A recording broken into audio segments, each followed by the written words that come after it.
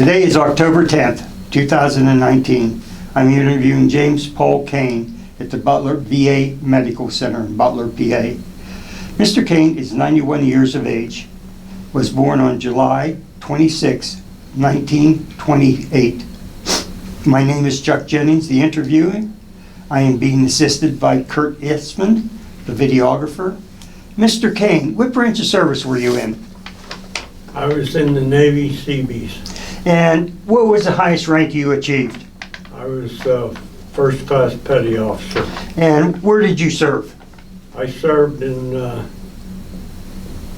Japan, Korea, Philippine Islands. Before we get into your military service, let's start back at high school. Where did you grow up and go to high school at? I grew up in a town called Butler. It was abutting the city of Pittsburgh. Now, when you were in high school, did you do any sports? Yes, I played on the football team. What position? I was a tackle. And you did other positions also, right? You were a kicker? Yes, I kicked, yeah. And the first game you played in, what happened? I got a touchdown. That kind of set your career off in a good start, didn't it? Yes, it did.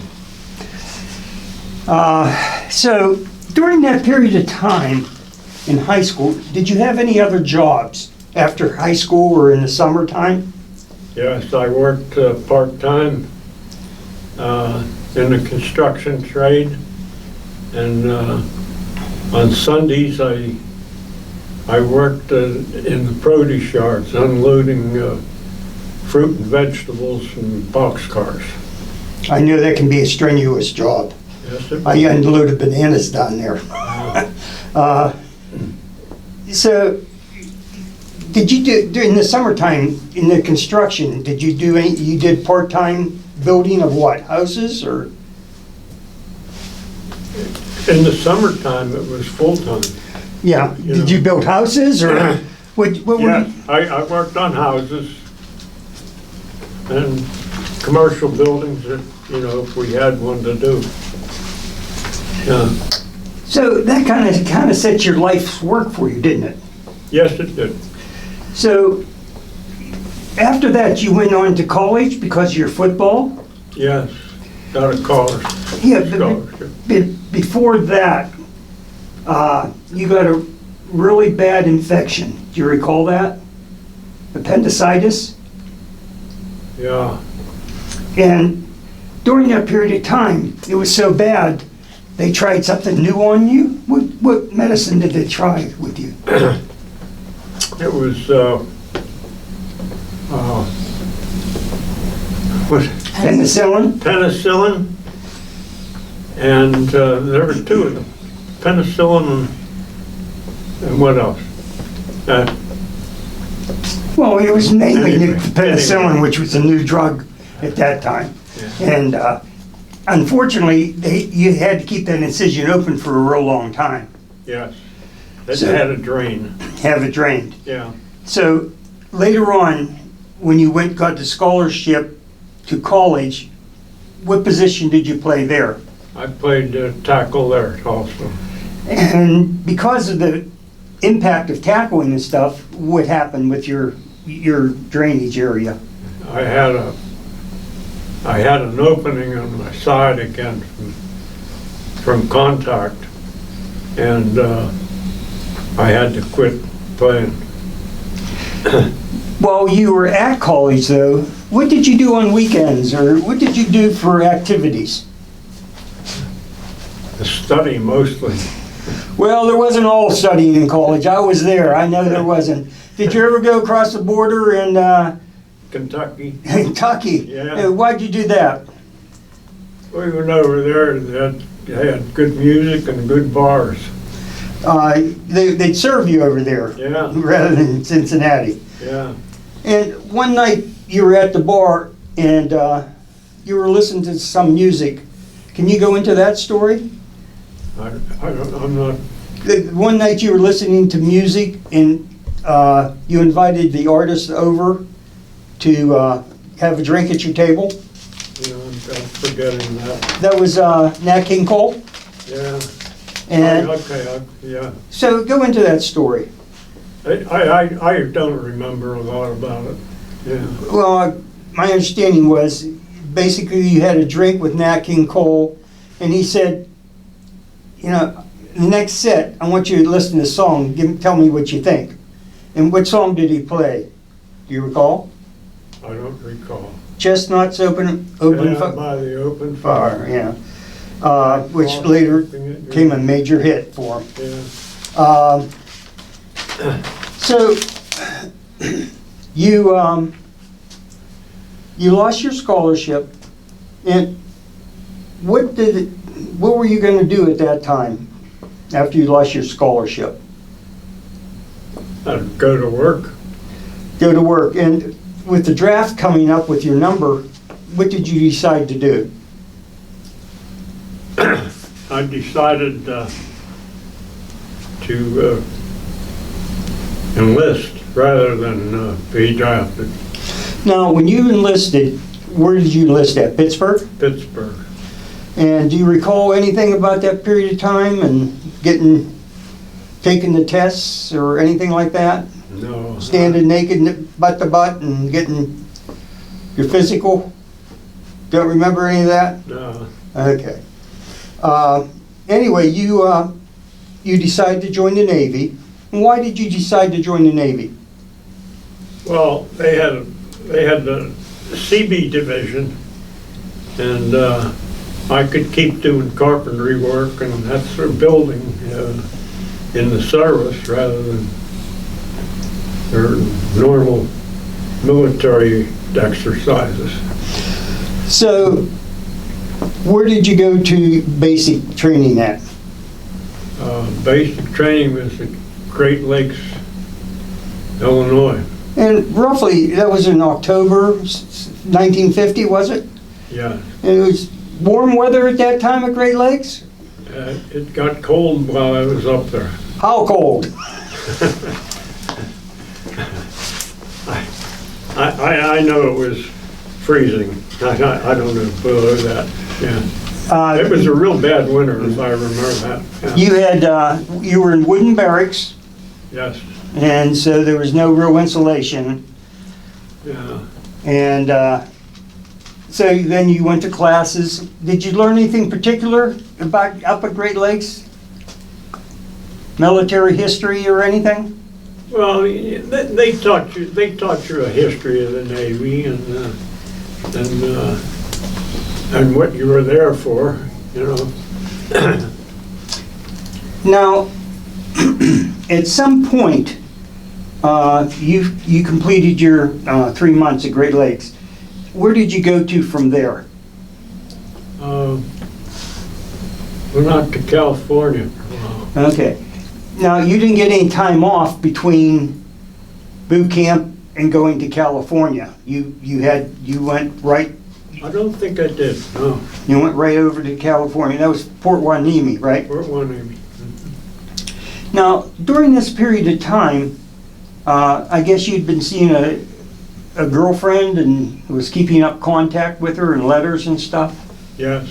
And you had yourself, you know, in your mind what this person that you really like. Yeah. So you continued keeping contact with her, and as time went on, you completed your boot camp. And did you get a chance to come home at that point?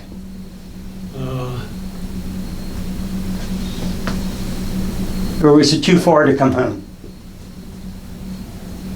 I did not go home Yeah. after boot camp. And where did you go? To the Philippines? That's from there. You know, when I went into the service, I did go to the Philippine Islands. Yeah. So, did you take a boat over? Your whole unit go over in a ship, or? No, there wasn't a whole unit. They didn't travel in units like that at that time. I don't know how many there were, but there were a few other sailors with me. Yeah. So you landed in the Philippines, and what did you do there during that period of time? We were building an airstrip. So go into how do you build an airstrip from dirt? Go into that a little bit. Well, you surveyed the area, decided how much had to be cut and leveled, and then you used heavy equipment, bulldozers and such, and cleared the land. And if you had to pour concrete in a certain area, you did that. And in one part of the mountain there, we had to do some blasting to get rid of the rock that was there in order to enlarge the strip. Now, you were building what, platforms and concrete concrete pours, places? What was your job? A little bit of everything, or? A little bit of everything, yeah. Where needed. Yeah. So, how long were you there? About a year, or? Yeah, at least a year. And at that time, where did you go back to the States, or? No, I went from there to Korea. Now, before you got to Korea, let's talk about the Philippines a little bit. What did you do when you had a weekend off, or did you visit anybody, or go in the countryside, or was there anything interesting to do in the Philippines? Yeah, sometimes you take a hike in the forest, or even go hunting, You could hunt there if you wanted to. Well, boars or pig or? Birds. Birds? Yeah. So, did you make any friends there, or were the Filipino people generous or kind, or? Yeah, they were nice people, the Filipinos. Yeah, hardworking also. Yeah. Well, and I assume at that time you were still writing letters to your girlfriend. Yeah. And did you have anything in your mind about maybe marrying her, or thinking about marrying her? Yeah, I contacted her and asked her if she would come over, and we'd get married over there. That wasn't until a little bit later on, but I just wanted to bring that out, that you were still writing letters back and forth. And so you went to Korea. What did you do in Korea? Built fortifications and so on. And I had to, we built some houses from barracks and so on. Yeah. Was it cold there? Freezing in the winter. Yeah. Do you remember any cold stories that you recall that maybe happened to you while you were over there?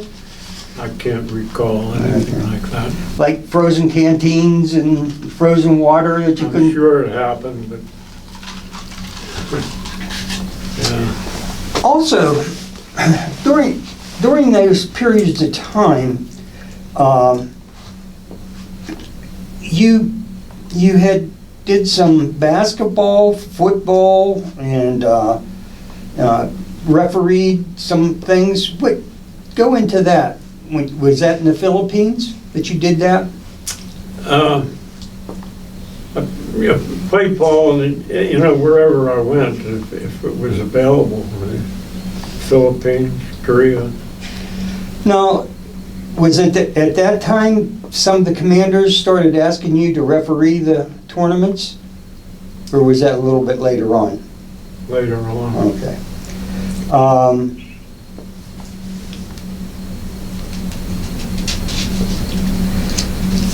So, from Korea, where did you go to after you got your duty in Korea completed? Over to Japan for 6 months or so? Japan, yeah. And what did you do there in Japan? we we built barracks,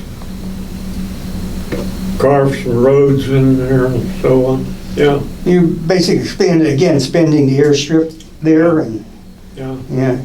So at that time, that lady you were writing letters to, you made your proposal at that time to come on over? Yes. Can you go into that story a little bit?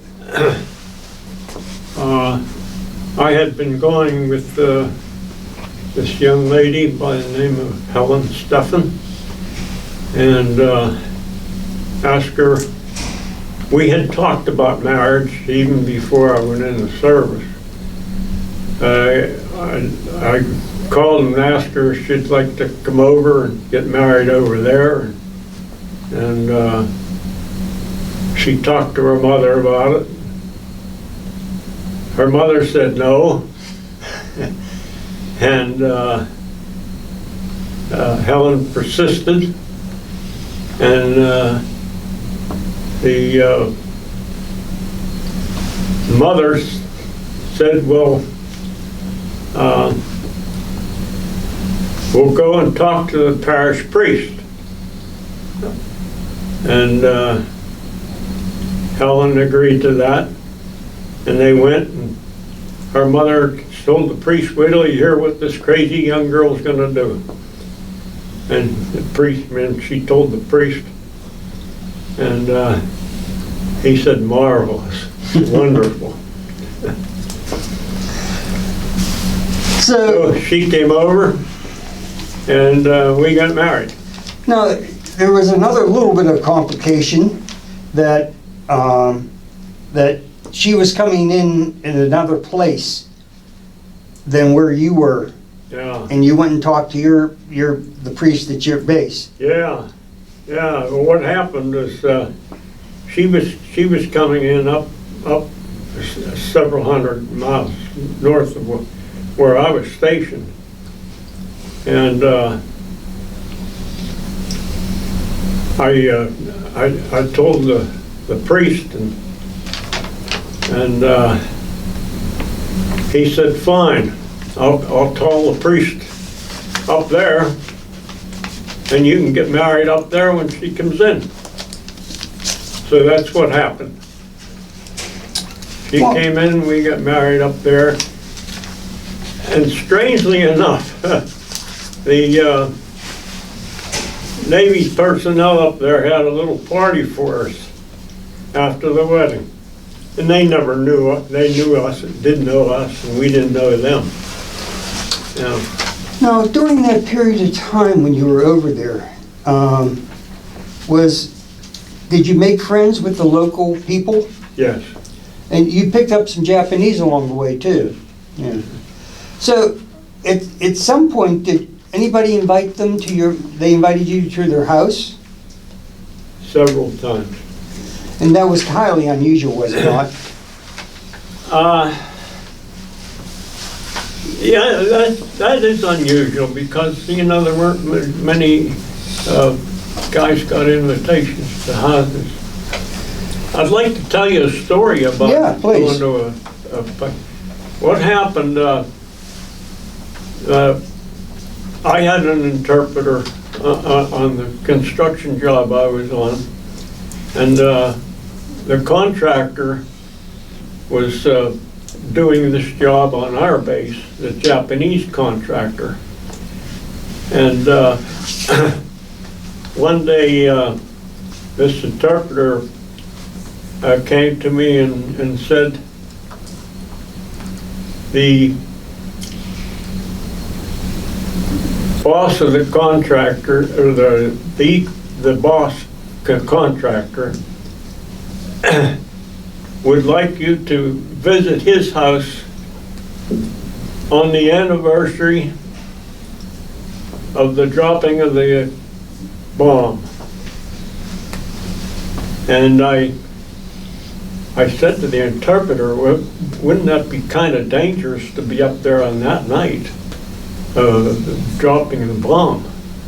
And he said, I wouldn't tell you to do one thing or another. So I went to my wife then and told her about it. And she said, we're going.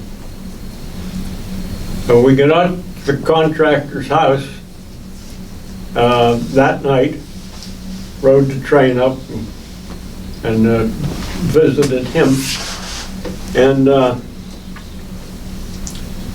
after dinner,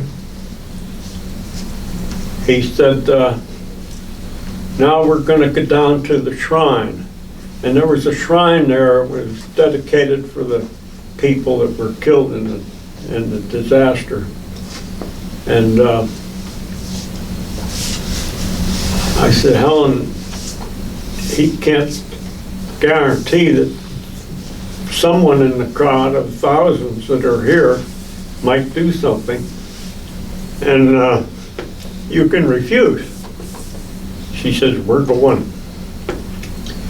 And we went that night, and there wasn't one person touched us. And we actually went through the monument that they had built there. Not a person bumped us. Yeah. The thousands that were there. Your wife is a redhead too, isn't she? Yes, she is. So you two kind of stood out. You were pretty tall, and she was a redhead. Yeah.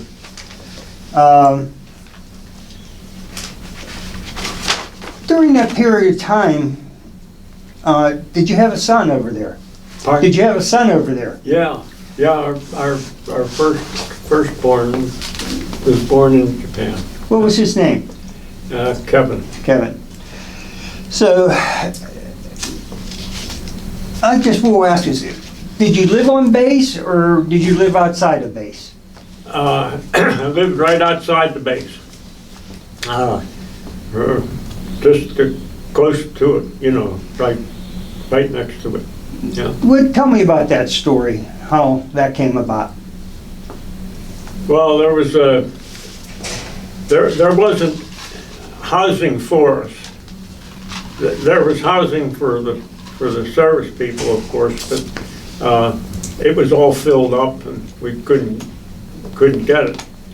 And there was a contractor who was working right outside the fence, and he was building these small houses that for $1,000 a piece. So we decided to buy a house, which we did, and moved in. And was very happy there. Yeah. After your son was born, did someone come to your house and help you with your son or anything? One of the area laborers that was working on the base used to stop at the house on the way home to his home and opened the door, walked in, walked to the child's room, and took him out of the crib and sang to him, rocked him on his knee. Yeah. And put him back, walked back out again. Didn't say when he came in, didn't say when he was leaving. Yeah. There's a matter of a chicken too, was there not? And that gentleman. Did he put a chicken in your house? Yeah, he threw a dead chicken in. What was the purpose of that? It was just a gift, you know. Yeah. There wasn't much meat around, was there, during that period of time? Was it a gesture of giving you fresh meat? Well, yeah, we had access to fresh meat. Yeah, this is all you wanted, really. But the Japanese didn't have that. No. So it was a real gesture on his behalf to do that. Yeah. So, do you recall anything else about Japan? Did you buy any clothes or get anything there while you were in Japan? Yes, I did buy a lot of clothes there. It was well made and the prices were extremely cheap. And yeah. Is there anything else that comes to mind about Japan for you? Were the people overall friendly, or? Yes. Shopkeepers and the people you'd see on the street were very friendly. Yeah. I mean, initially you weren't expecting that, were you? No, because, we had heard stories that weren't true, of course. So your time in Japan came to an end.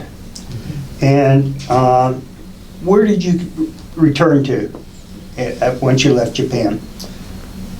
Fort Hueneme again? Yeah, Fort Hueneme. Yeah.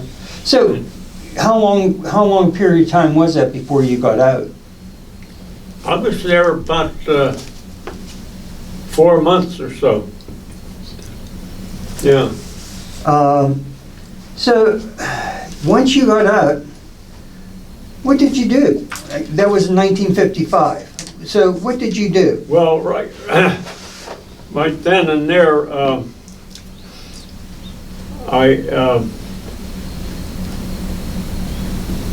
suggested to my wife that she go on home, and I would be there in a couple of months. And I went up to the Union Hall and signed up. I still had leave time on the books, so I went to work then on a school building that wasn't too far from the base.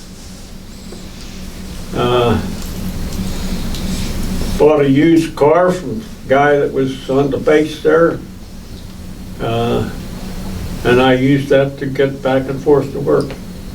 Yeah.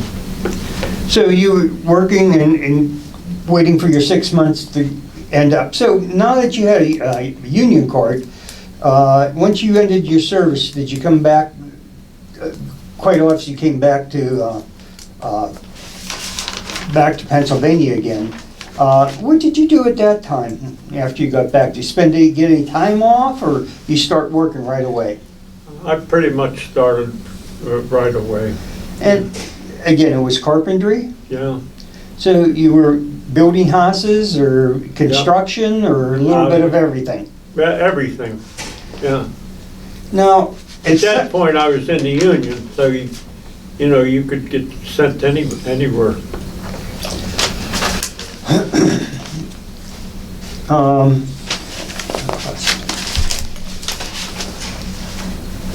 So at some point you decided to work someplace else and became a bus driver and some other jobs that you had? I wasn't a bus driver. No.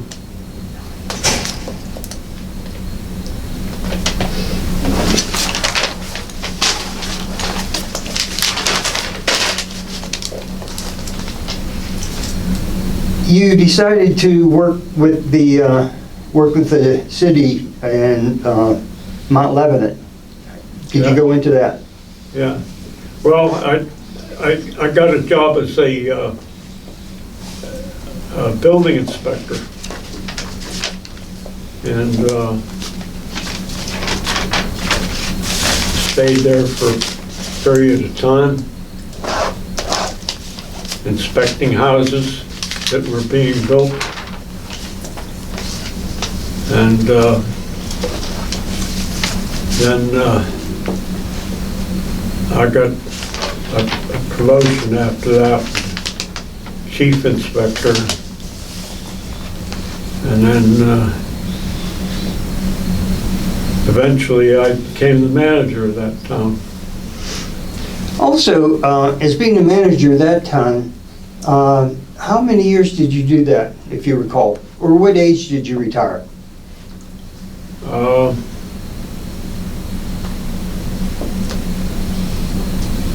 Did you retire about 62? About that, yeah, about 62. Now,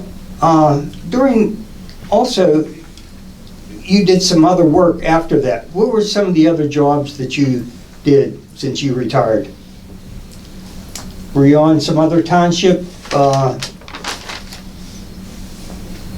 Yeah, once in a while when someone needed somebody for a short period of time, I'd go out and help them out. Yeah. Well, let's go into some of your achievements. I guess at some point you got the Golden Gloves? I fought in the Golden Gloves. Yeah. Yeah. Yeah. How far did you get on that? I didn't stay very long in it. No.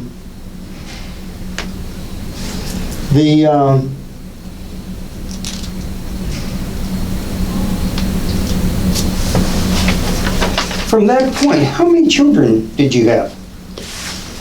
I had 5. 5 children Yeah. during that period of time. And how many grandchildren did you have? 10. 9 or 10? 10. 10, okay. And great-grandchildren? 6, something like 6? 6. Yeah.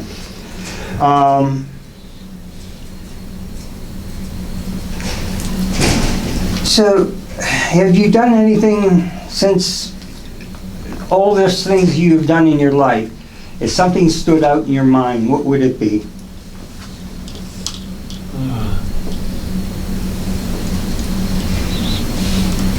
Being in the service, probably. Yeah. Well, at this time, I would like to thank you for your time in the service. That was during the Korean War period. So, thank you very much for your service. You're welcome. Thank you.